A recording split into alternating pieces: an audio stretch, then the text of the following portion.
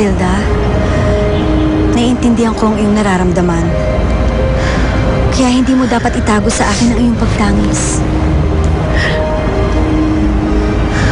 Batid kong may dahilan upang gawin mo ito, Fairy Godmother. Ngunit ipagpaumanhin ninyo. Hindi ko lamang mapigilan ang aking sarili. Labis na mahirap ang pagkahiwalay namin ni Eric.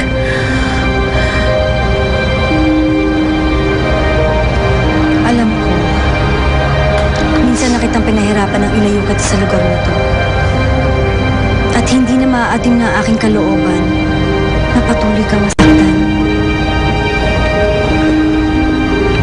Anong ibig niyo sabihin?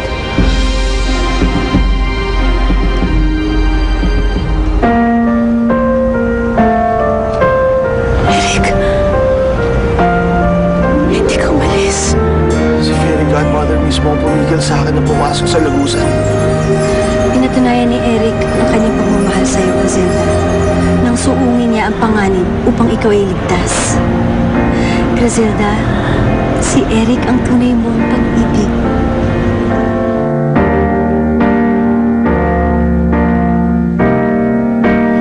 Griselda, payagan mo akong dumito sa tabi mo. Ngayon, bukas at kahit panghabang buhay.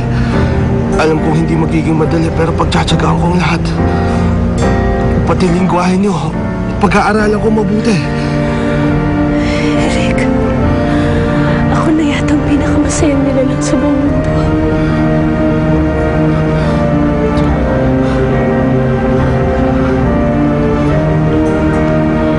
Alam kong malayo ako sa naging dating prinsipe mo.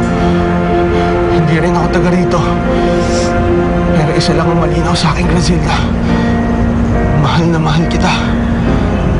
At handa akong iwan ang lahat ng nakasanayan ko makasama lang kita habang buhay. Kaya kung papayag ka, magpakasal na tayo.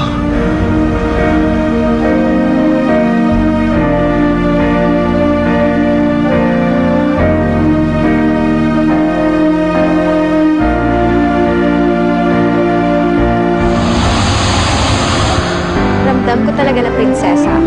And I am the queen. Kaya hindi na tayo dapat mag-aksaya ng panahon. Si Eric ang tunay na pag-ibig ni Griselda. Inihahanda na namin ang kanilang pag-iisang pag-ibig. Feeling api naman si Griselda mula noong pa, hindi ba? So, ibibigay ko sa kanyang hilig niya. Bakit ako'y nahihilo? Gusto ko nang umpisahan ang pagpapahirap sa kanya. Prinsesa ka sa Fantasia sa Cinderella. Ikaw naman ang ipapalit ko sa pwesto niya. Umalis mo siya sa tabi ko eh. Hanggang ngayon, hindi mo siya bumabalik. Nasaan ang anak namin? Hindi pwedeng hindi siya hanapin ni Fernando. Kaya bago ko magatandilian, kailangan magawa na natin ang susunod na plano. Anong ginagawa mo sa akin? And after that, tuluyan ang mabubura si Griselda sa buhay ni Eric. Griselda!